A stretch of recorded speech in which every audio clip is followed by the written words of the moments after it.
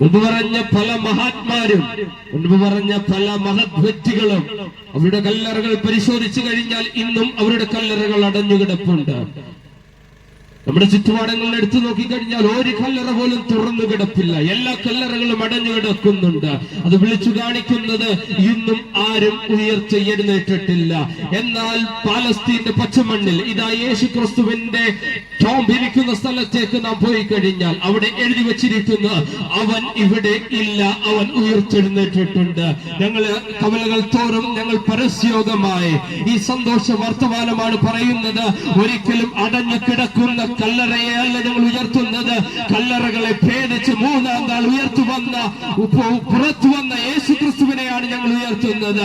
ആ ഉയർത്തുന്ന യേശു ക്രിസ്തുവിനെ കവലകൾ തോറും, ഭവനങ്ങൾ തോറും, പട്ടണങ്ങൾ തോറും, വീടുകൾ തോറും, വീതികൾ തോറും ഉയർത്തുന്നതിൽ ഞങ്ങൾക്ക് ലജ്ജയില്ല. കാരണം ഒരിക്കലും മരിച്ചിട്ട് അങ്ങനെ തന്നെ മണ്ണിനോട് മണ്ണായി ചേരുന്ന വ്യക്തിയല്ല ഞങ്ങൾ ഉയർത്തുന്നത്.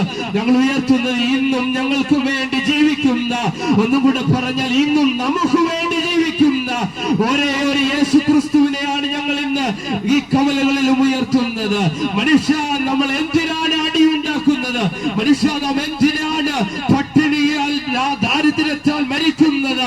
ഇതാ ഒരു സദ്വർത്തമാനം നക്ഷത്രം ആകാശത്തിൽ ഉണ്ടായതുപോലെ ഒരു മഹത് നക്ഷത്രം നിങ്ങളുടെ ഹൃദയത്തിലേക്ക് സ്വാഗതം ചെയ്യുക. അതാണ് സർവരക്ഷിതാവായ യേശു ക്രിസ്തു എന്നുള്ള നക്ഷത്രം. ആ നക്ഷത്രത്തിന്റെ ദീപശിഖകൾ നിങ്ങളുടെ ഹൃദയത്തിലേക്ക് വന്നു കഴിഞ്ഞാൽ നിങ്ങളുടെ ഹൃദയത്തിന് മാറ്റമുണ്ടാകുകയോ നിങ്ങളുടെ ജീവിതത്തിൽ സന്തോഷമുണ്ടാകുകയോ, ലഹരിയുടെ അടിമത്തത്തിലാണ് ജീവിക്കുന്നെങ്കിൽ അതിൽ നിന്നൊരു മോചനം നൽകുവാനും കഴിയുന്ന ഒരേ ഒരു സൽവർത്തമാനം, ഒരേ ഒരു നാമം, അത് യേശു ക്രിസ്തുവിന്റെ നാമം മാത്രമാണ്.